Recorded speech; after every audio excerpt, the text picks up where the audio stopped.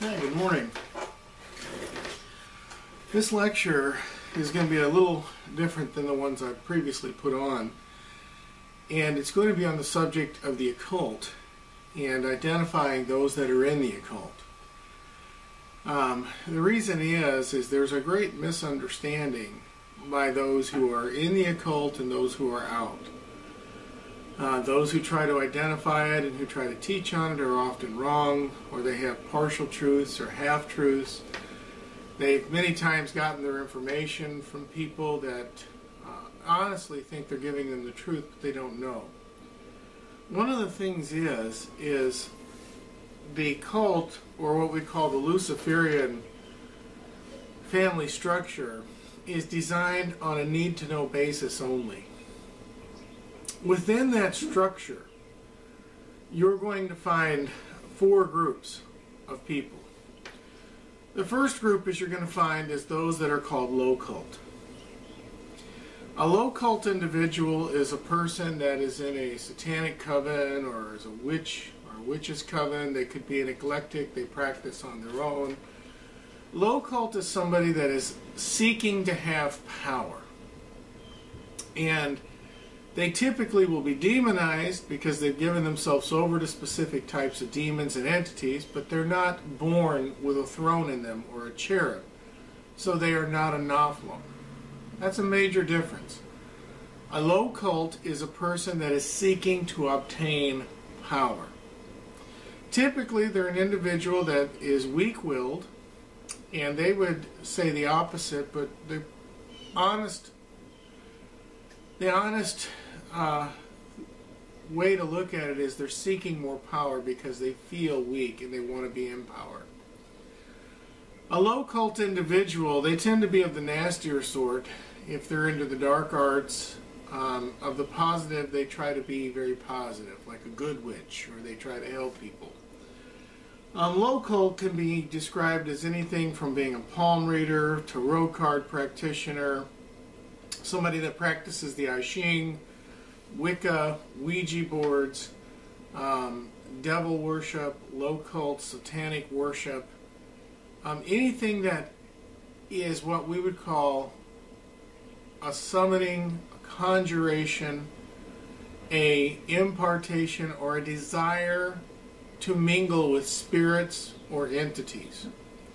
That's why shamanism, animism, American Indian pantheistic hoodoo, voodoo, voodoo, all of these fall under this low cult.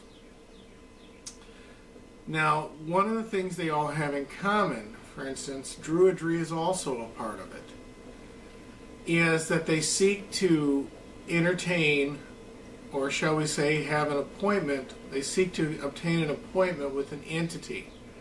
For instance, angels were created to control creation, whether it be the cosmos or a cosmic ruler that's designed to keep the stars or the constellations in check, a throne that's designed to rule over an individual or through an individual upon the earth, a principality that's assigned over a specific region or territory, a dominion, which is an angel that dominates within a person, or it can dominate through that person over a specific organization, group. You have spirits, which are whatever the name of the spirit is, that's what its job is. Gluttony, fear, paranoia, boldness, wisdom, knowledge. They come in all varieties.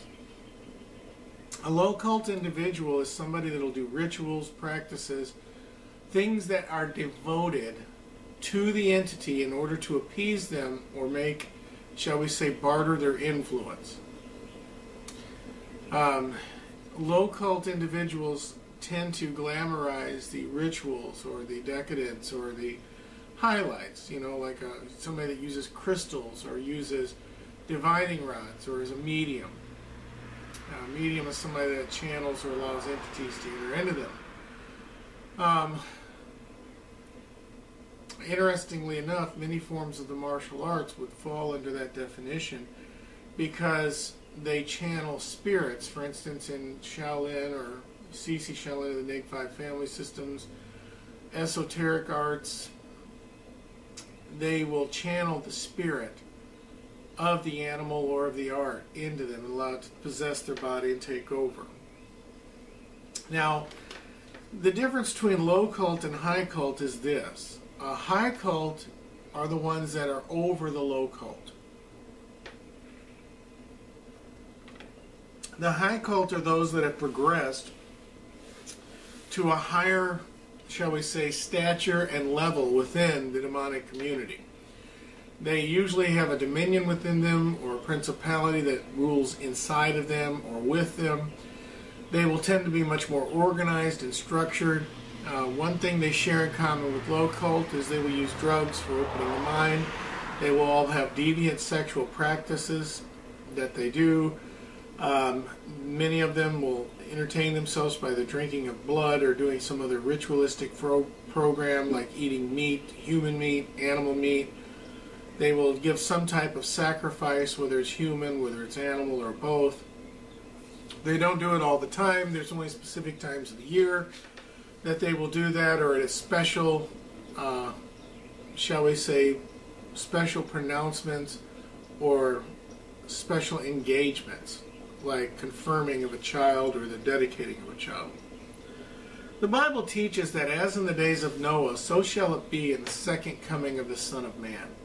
For they were giving their children in marriage to unholy spirits, and they were wedding themselves to unholy spirits. When the Bible talks about making a child pass through the fire or being dedicated unto Molech, Molech is the god of child sacrifice, or whether they would dedicate, the infant or the child to the specific spirits. For instance, Solomon had 1,000 wives, 700 wives, 300 concubines, but he married them in order to have peace with the kingdom that their fathers had. But to appease them, he built high places, he built low places, he built places where they could worship their gods. And he joined in with them. He filled 2 football field-sized pieces of ground with the bodies of children that he had personally taken a part in sacrificing. Solomon is known as the most wicked king that ever ruled amongst those that knew him. The Bible's very clear. He worshipped the 4, what we call duke or princes, that ruled over the 4 corners of the earth. Shemash, Molech, Korn, Zinch. He's listed specifically as worshiping them. Ashtaroth, Baal. Solomon was the greatest wizard, and there's a difference between a wizard, a sorcerer, a necromancer, a conjurer. He was the most powerful wizard that ever walked this earth. He, of course, is accredited for writing the Greater and the Lesser Grimoires, which are 5 very powerful books. He's also accredited with the tetragrammatical magic formations. The Kabbalah is based upon Solomon's works. Many people practice it, but very, very few actually understand it. For instance, in tetragrammatical magic, there is a rectangle that's laid out with diamonds and triangles that are all through it with specific names or Hebrew words that are written on it. That's actually a diagram of the mind and how to split the mind and dedicate each part of it for a complete consecration of the body, soul, and spirit of an individual over to an unholy entity in order to make them a mind control slave. The original formula of a mind control slave began in Egypt. The Necronomicon, the Book of the Dead, has that, how to take the heart of the individual and replace it with the scarab beetle or the dung beetle, which represents Beelzebub. My book, called The Beast Within, goes into detail about the 3 aspects of the occult and how it began again after the flood. Babylon means the gateway by which Baal would be revealed to the world. Nimrod built Babylon in order to make it a place to where he could reveal Baal to the world. That means rule the world through the power of Baal. The Genesis chapter 1 verse 16 says there was a greater light to rule by day and a lesser light to rule by night. These were very powerful angels. Baal, which is the Sumerian Egyptian name for Satan, was the one that ruled by day. He's the pyramid that goes up. Nimrod built the Tower of Babel for the lesser light that rules by night. We know that as Ashtaroth or Isis, Ishtar, you can call her whatever you want. She's the pyramid pointing down, which means her power comes from above. She rules over the host of heaven. Nimrod is listed in the chronologies of the ancient Egyptian texts as the first pharaoh of Egypt. He built Egypt. Egypt means the land of the Copts, or the dead, those who are separated from the true living God, creator of heaven and earth, and hence are subject and under the tutelage, authority, and inhabiting power of the host of heaven. We have Satan is Babylon, Ashtaroth is the tower, and then Egypt is Beelzebub, where the unholy spirits of the world would rule through the people that are devoted to these. That's the unholy trinity. It was put in position by Nimrod. During his stay in Egypt, Moses became, at that time period, the most powerful wizard. Moses was a wizard. He wrote the book called Mohian al-Maccabi, which means the hammer of Moses. Wizardry was very powerful. The difference between a wizard and anyone else is a wizard is a sage. They understand knowledge. They understand the true nature of creation. They understand angels and how each angel has a specific name and an area of authority. And they understand the language of creation. If you can find something's true name, you have power over it. They don't do rituals. A wizard simply raises their hand and makes the ruined symbol in the air, or they will summon that ancient entity and then speak with it face to face and command it. Because they know within Adam he had command over all angels. Adam and Eve, before the fall, spoke with angels, conversed with them daily, controlled creation through them. After the fall, at the Tower of Babel, mankind wanted to get that power back. They wanted to join themselves to angels to once again be able to control creation. So they made a pact with Beelzebub, Ashtaroth, and Satan. Now, the high cult will do rituals. They will do specific practices. They will devote things. They will worship Satan or the devil with all their might. They will be very intelligent. Low cult will be like your dirtbags and your people that aren't super educated, but the high cult is very educated. The high cult are the ones that will infiltrate churches. It's called subterfuge. They will infiltrate churches, organizations, because they will specifically target the kingdom of light. The low cult are just those that like to practice evil or do evil, or they enjoy the sex or the drugs or just the power they get when they're energized. Because it is an incredible high that they experience when they are demon-possessed. For instance, the demoniac of the Gadarenes, in the literal Greek, it didn't say that he was possessed by many devils. It said he, the demoniac, possessed many devils. He had invited them in personally, but the problem is he got too many and he lost control and they possessed him. The high cults actually know who they serve, and they will infiltrate in order to undermine churches and organizations for God. They will tithe. They will be the best attenders in the church. The men will try to become deacons or close to the pastor. The women will join the nursery so they can curse the infants. They practice evil and they practice it wholeheartedly. They are given over to it. When they're raised in multi-generational families, and I've worked with people coming out of the occult, people that had no desire to come out of the occult, some of them dating all the way back to BC, their family lines. And basically, when you're working with them, if they have a desire to come out, many times they don't know they can switch sides. They have been told from birth that they were damned, children of the devil, and that God would never accept them or reject them. They've been put through rituals. For instance, if somebody's in a high-level cult, satanic organization or devil, it's not uncommon for them to pierce the ear of their child, the infant, during the first week. And the reason is they'll do a ritual so that that child will never be able to hear the gospel, to come to salvation. In essence, they damn that child. And as we seek salvation for our children, they seek damnation for theirs. They are the exact opposite of what's good. They call good evil and evil good. So they do the opposite. They practice incest. They molest their children. They sodomize them specifically. They give the vagina of the girl over to bestiality. They sodomize the boys. They practice homosexuality. They're very much into paganisty and many different deviant sexual practices. They give themselves over to them wholly. They disassociate their children so that their children will have multiple personalities or bicamerality. That way the child will be able to exist in the public school system or the social setting without melting down, but they will have a dark side to them that is 100% given over to the occult. The child will also have parts that are given over to Christianity.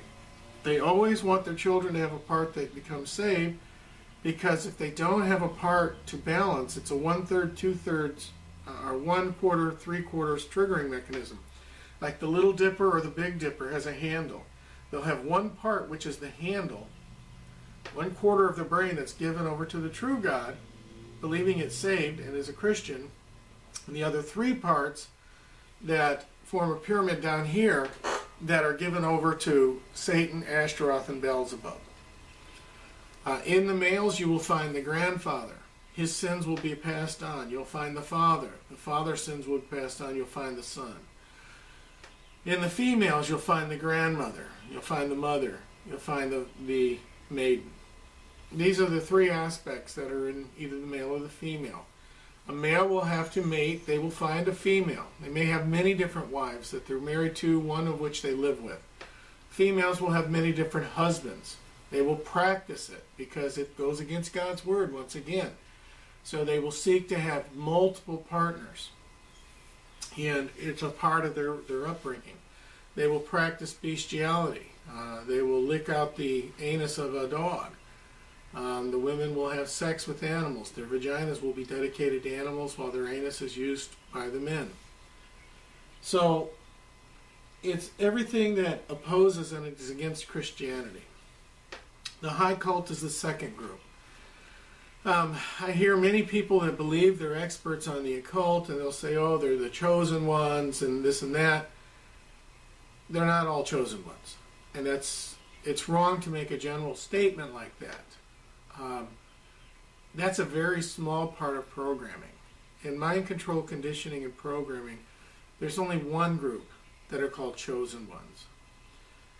There's actually 6 other groups, and that's in the basic binary biokinetic programming systems.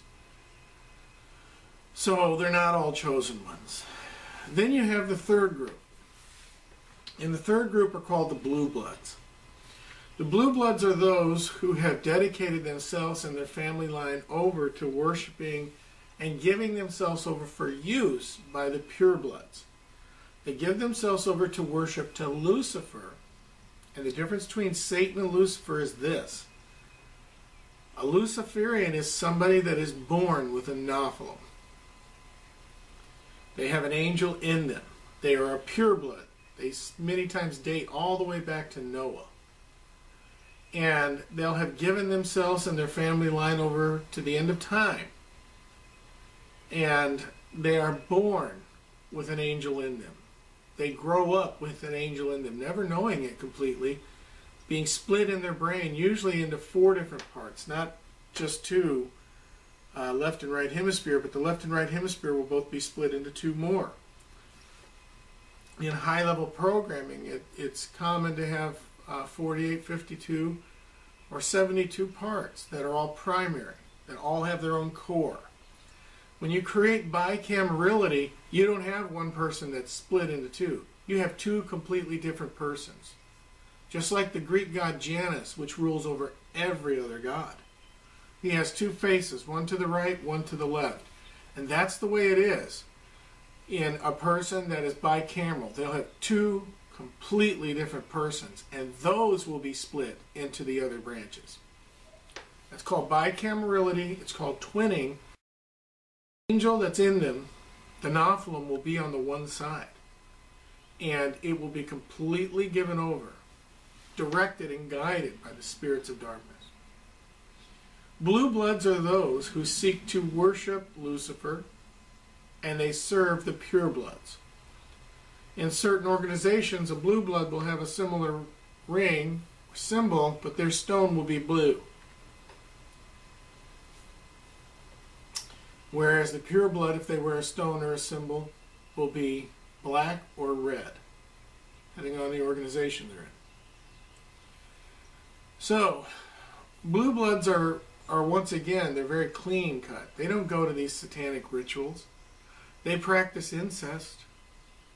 They are the priest over their household. Their lifestyle will be one of elitism, social elitism. Their God will be the God of money.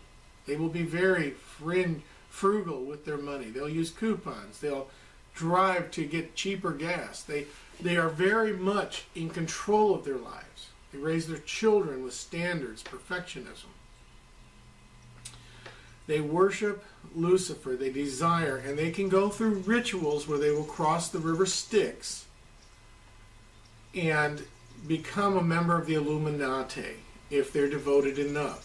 And that simply makes them, they become baptized by the spirit of Satan, which makes them a child of Lucifer.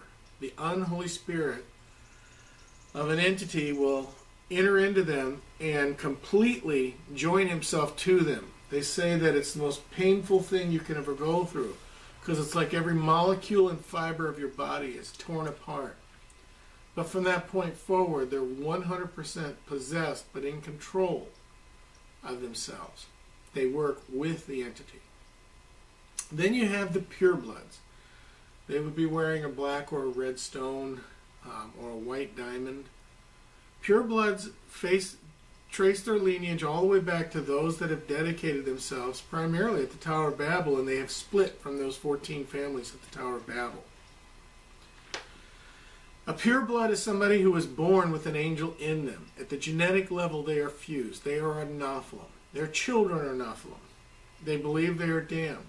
Many times they do not even know, because they are completely bicameral. Janus, the god, rules over the right and left hemisphere. They will have within them the four worlds. Each one of their four hemispheres, regions of their two hemispheres, will be completely controlled. They will have multiple personalities, but they will have specific solid core settings. They will not be a core that's been split, and this is where many of the experts are ignorant. I've read many books written by ex-CIA people that try to give the Illuminati formula for a mind-controlled slave. Well, the individuals that has written those are actually mind-controlled slaves themselves, and they don't realize that they have simply fulfilled Gematria programming. Gematria programming is designed so that they will give some truth and some falsehoods. The reason is books like that will keep counselors busy for the rest of their lives trying to figure out how to help somebody, instead of going right to the root, to the heart of the issue. There are 7 layers to the mind, and if you only work in the top 3, you never will set that person free. They will always seem to have success, but you just never get to that part. They never get completely set free. I've worked with individuals that have been seeing psychiatrists, psychologists, Christian counselors for 19, 20 plus years. Some of them over 25 years. And then in less than 2 years, they're not only completely set free, they're completely integrated. Because God can do that. High cult, low cult, blue bloods, pure bloods. Pure bloods come from specific family lines. They are born into it. You don't touch a pure blood's child, even if they're considered to be a traitor or a black sheep, because you will bring the wrath of the family down. Even if they have turned against the family, they are still of the pure blood, and you don't touch them. They're protected. Pure bloods have a Nephilim. Pure bloods are elitists. They practice elitism. They believe they're superior to others, to other races. They will take and raise their children in such ways that the child will be not only highly disassociated, but will have complete segregational amnesic barriers placed within their modeling systems. You can call it modeling systems if you prefer. They will have at the base of the no conscience, where the brain stem, the upper 3/8, has the seat, what we call the brain, or that which controls the autonomic systems, the computer. The Father will be the God that sits in that computer system. He will replicate himself and be passed into it. The grandfather will also be a part. And this is because it ties the sins of the fathers, like in Numbers 15 and Exodus 20, of those that hate me, God said, they are cursed to the 1,000th generation. They seek to perpetuate that curse and to have it carried over. Purebloods believe they are damned. When they do find out who they are, and most of the time they don't, they'll always be a part of a church, whether it's Methodism, Catholicism, Greek Orthodox, Baptist, you name the organization, they've got somebody in it. And they will always believe they're a rock-solid Christian or Hindu or Buddhist, if you prefer, Confucianism, New Age. And the thing is they're unaware of how controlled and enslaved they are. They are the true slaves. For instance, the symbol with the pyramid up, with the pyramid down overimposed on it, is the symbol for the slave owner, the one who holds the keys to all the slaves. It's an Egyptian symbol, 4,200 years old. It's not something new. And whether it be this, with this, that's also the symbol. Those are the symbols used for creating a complete mind control slave. You can call them an artichoke, a eunuch, a monarch, a ultra, an MK ultra. You can call them a super soldier. You can call them whatever you want. There's been a lot of, shall we say, time, money, nurturing and conditioning invested in them. That is the difference between the four groups. You have the pure blood right here at the top. You have the low cult here at the bottom. You have the blue bloods sitting right here and the high cult sitting right here. But it's the same God in the center of that diamond that rules over the whole earth. And that, of course, is Satan. Many people wonder why Satan has interchangeable names. In Revelation chapter 12, verse 9, we find out he's a four-faced cherub. He's also Leviathan, that old serpent, the devil, and Satan. Those are his four faces. Those are his four names. Those are the four princes that rule over the earth. Each one is over a specific group. And it's worldwide, it's practiced worldwide. Doesn't matter where you go. They may have a different language, because at the Tower of Babel, when they were given over to demonic spirits, they were all given different languages. That's the way it works. They're not all chosen ones. They're not all elect. They are either low cult, high cult, blue blood, or pure blood. I pray that this has been helpful to you in understanding others or where you're at. If you need help, I do counsel. I try to help all those that God sends to me, because you're the most important thing in the earth. Your soul is more valuable than anything. God loves you. Jesus Christ gave himself for you. Had you have been the only person on the earth, he would have still given himself for you. It's not God's desire to damn anyone. Christ came not to condemn the world. The world was already condemned, but Jesus did come to set the world free. And I'm telling you, God is not willing that any perish. He is long-suffering, hoping, waiting for you to come to salvation. God knows all those that will ultimately come to him. But you know what? That's you if you decide to turn your heart and life over to him. I pray that God blesses you in all your endeavors to serve him. Father, I do pray and ask that you bless all that see this, bless this video. Use it for your glory. In Christ's name I pray. Amen.